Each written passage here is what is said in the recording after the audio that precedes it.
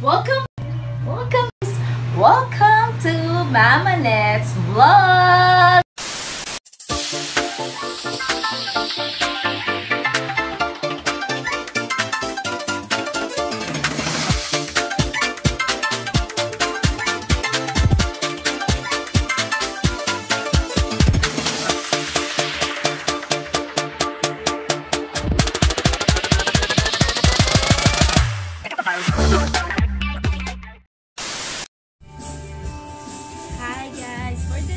Video, magluluto tayo ng pansit. Lagi ko sinasabi pag nag-spill out there, parang Magluto ng pansit, merienda natin.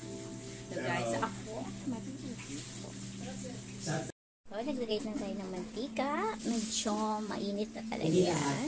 Lagay tayo. Kaya magbigay lang lahat. So guys, ganyan ako. Version ko to Mama Net version. Ang pagluluto ng pansit. At ang aking gagamitin ay baboy. So guys, lalagyan ko siya muna ng bell pepper. Bell. Ito.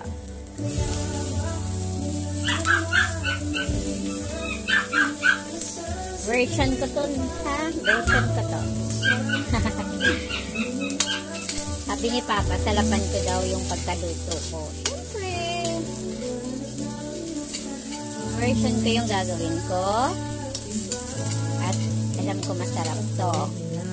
Siyempre, kasi nasa work si Papa, dadala natin siya ng pansit. Papalalamove natin. Para matikman nyo naman yung aking luto. Sis, pahinaan naman. Sis. Pahini ang pag-sound ng konti. Pahina ng sound ng konti. Pahina ng sound. Lakas kasi. Baka maka-copyright tayo.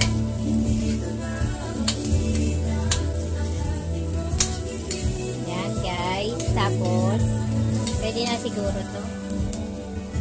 Yung ating apoy. Yan. Medium na yan. And then gawin na natin ang ating baboy. Pinakat ko na to sa palengke. Sabi ko walang taba eh. Pero kasama na daw kasi yung taba sa lamang. Kaya yun, pinagay na bawal. Masarap to guys. Sarap ang aking lutong pansit. Lagay na natin yung ating gulay. Medyo inano ko kasi yung taba. Mayroong taba. Tinanggal ko yung ano niya. Tinanggal ko yung ang taba.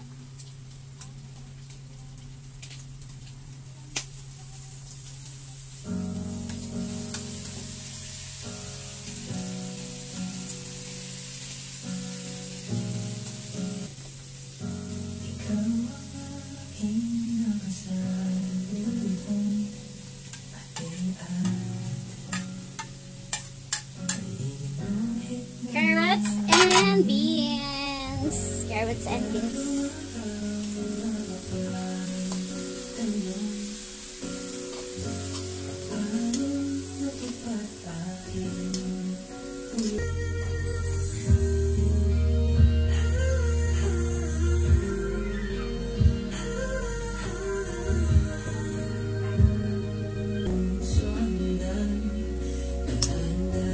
Dito rin ba kayo magluto ng pansit?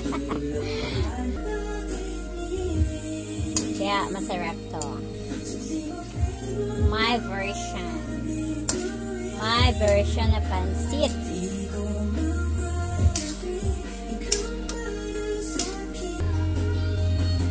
Dami ko bang celery? Dami ko nalagay. Sarap kasing celery, mabango.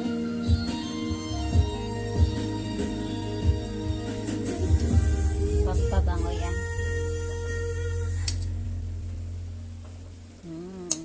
Bango.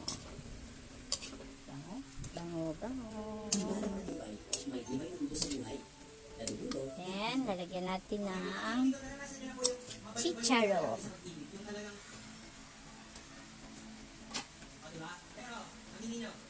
Kung hindi na kayo masyadong kiligil, kung sawa na kayo sa lahat ng ginagawa niyo, nakain niyo na lahat ng popcorn, napanood niyo na lahat ng pelikula, napuntahan niyo na lahat ng Lagyan na natin.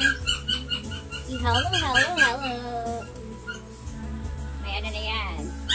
Paminta. Naglagay tayo ng pork cubes. Isa lang. Tapos, toyo. Yun lang yung aking mga pampasarap. Guys! Kulong-kulong-kulo na. Yan, nagbibidyo ako ng nak. Yan, kulong-kulong-kulo na. Maluluto na ang ating pansit. This is it. Wait. So guys, luto na ang ating pansit. Ito yung ating isa toppings. Luto na yan guys. Tapos papadalan din natin si Papa na ang kanyang pang-merienda. Papalawa move natin. Okay guys. Wait. So guys, meron din tayong puto, nakamote. Papadalon din natin kay Father. Marami ito eh. So, gawin natin 3. Kasi pwede niya pang i-merienda. So, 4 na lang. O 5. So, yan. 3 lang para I love you. Todo. Love channel. Yan. Okay. Ayan, yung pansit ni Papa. Dinamihan ko na. Yan. Tsaka walang taba Hindi tayo naglalagay ng taba. Sana mabusog ka, Papa. Guys, ang dami natin nabiling saging. Tsaka yung maraming grapes. Nadala ng anak ko. Tapos yung saging, ang dami ko palang nabili. Parang hindi siya masira. Ginawa ko nagpabiyak ng buko. Nilagyan ko siya ng buko, kaon, tapos itong gatas. Nestle and gatas. Para makain sa lahat ng saging. Sayang kasi na bubulok yung saging pagka sobrang dami pala yung nabili kahapon. Ako lang halos kumakain na saging, kami yung nagpapay. Kaya sayang, ginawa ko. Gawin ko na lang siyang salad. Diba? Sarap yan. Add na natin. Magkakawa ko na. Guys, ito na. Sarap. Tapos, ilalagay natin ito sa freezer. Pero, isa-separate yung ipapadala ko kay Papa.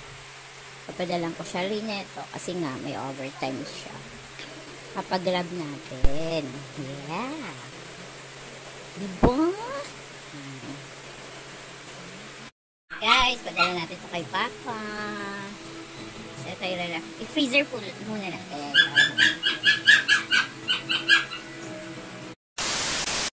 Ito na siya, guys. And still delicious. Padala natin kay Papa para sa merienda. Tingnan niya yung aking luto.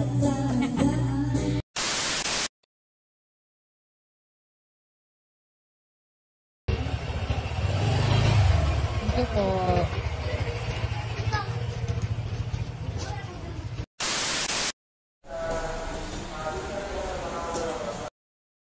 Okay, salamat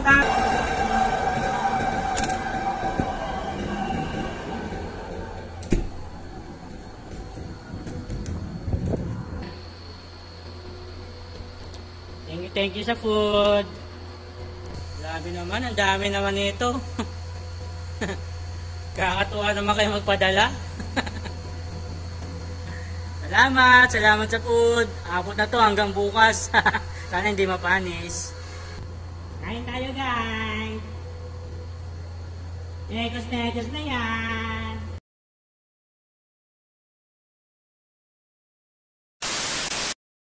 Kain na tayo! Nagkulta ka ng pansit at salad.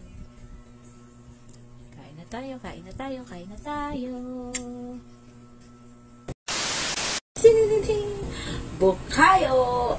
Kasi ang bukayo ay isa sa favorite ko na pasalubong pag may pupuntang Negros sa probinsya namin. Ito yung nire-request sa mga pinsan ko, gumawa ng bukayo. Ngayon, gusto kong gumawa ng sarili kong gawa na bukayo. And try natin kung masarap akong gumawa ng bukayo. Meron lang tayong 3 sangkap na gagamitin. Buko, pinili natin siya. Pinakayod na rin natin syempre.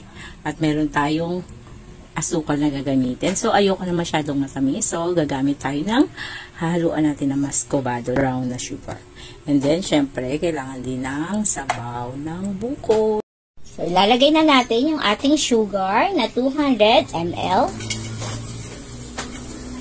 Sabaw ng buko.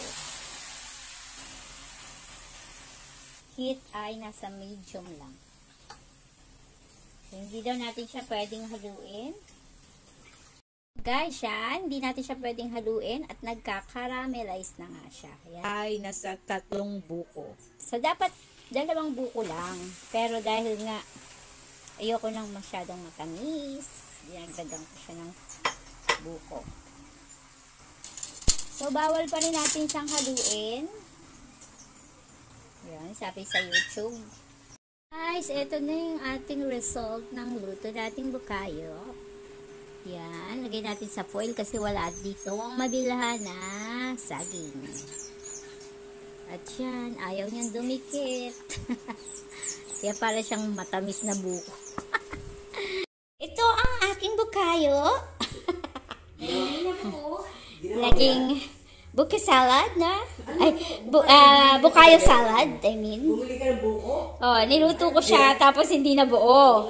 Kasi yung ginamit ko is muscovado sugar. Dapat yung wash. Para maging crystal. Gusto ko kasi healthy. Yan, ganyan na. Next time si Papa na daw magluluto. Kasi mas okay daw. Kakain tayo.